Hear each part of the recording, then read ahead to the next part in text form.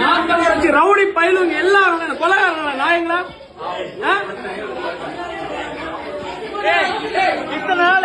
இத்தனை நாள் திமுக பேசினேன், ஒரு பயம் வரல.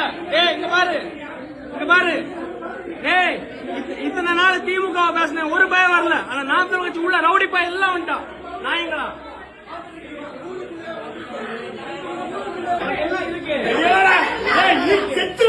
எனக்கு என்ன கொடுக்க போறீங்க? கொண்டுட்டு உள்ள போகல ஆம்பளை வெளியே